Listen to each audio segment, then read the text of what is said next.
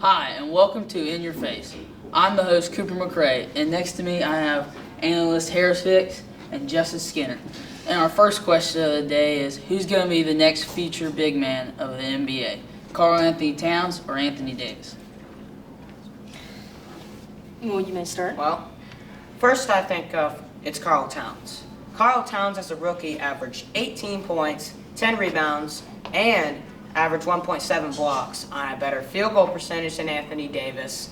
And, top it off, he already outmatched his rookie PER.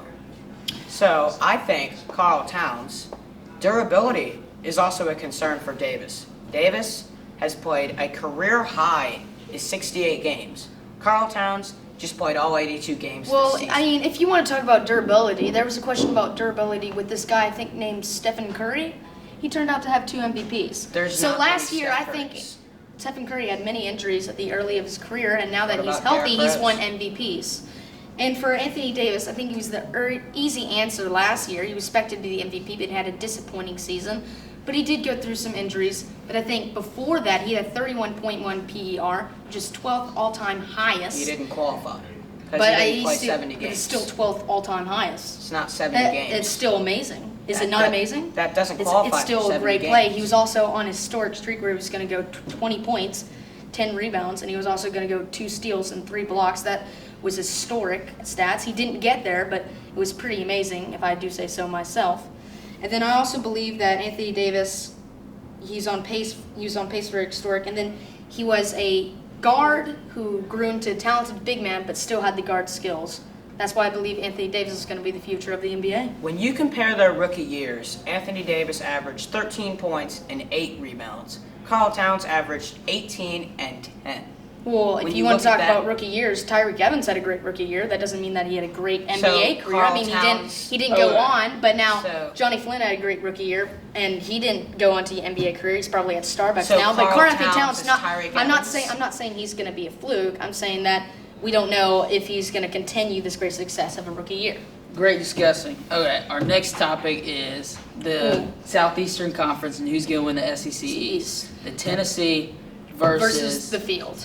And now, Cooper, what do you think about this? Okay, Or what do you I'm think who's going to saying- win the SEC East? I'm saying the field is going to beat out Tennessee, who's the only top 10 team in the SEC East right now. But I believe with Georgia, Florida, Vanderbilt, and Kentucky, all 4 could pull off upsets any day. And Georgia beating Tennessee might actually not be an upset. With 2-star running backs there and a pretty good defense that's been depleted, but is coming back strong with Kirby Smart, a defensive-minded coach.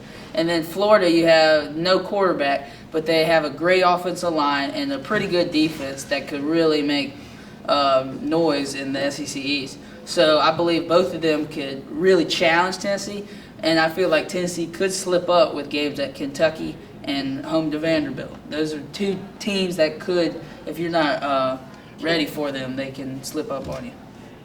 Well, I think Tennessee. Reason why, when you look at talent on the field, Tennessee is without a doubt the most talented team in the SEC East. And when you look at the field that they have, there's so many questions surrounding Georgia and Florida.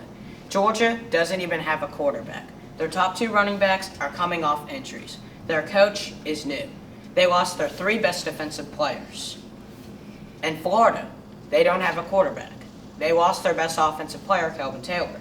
They lost their top receiver, DeMarcus Robinson. Their top tight end, Jake McGee. Their defense was really good last year. They lost a lot of it. Now to our final topic, where me and Justice Skinner will be talking about the Pittsburgh Steelers and the Cincinnati Bengals of the AFC And North. who will win the AFC North? Who will win the AFC North is the big question. Winner gets obviously an automatic qualifier into the playoffs. Both of these teams. They'll probably end up being in the playoffs, but, whoever wants to win the AFC North is what we are discussing. They did recently play last year in the playoffs where the Steelers won that matchup. Now, what do you think's going to happen next year now since both teams will be healthy? I want to point out that Andy Dalton was injured during that game, and that in Week 14 he went down with a broken thumb, and so I think they could have actually gone 13-3 and not 12-4 and won Week 15, and that would have put them at the 2 seed. So I think that they would probably have to face the Steelers the next game, but they would have Andy Dalton, who's a primetime quarterback, and they also just have talent on and off on defense and offense. I believe the Steelers will win because of great talent, but we are running out of time today, so that is it for us at In Your Face. Thank you.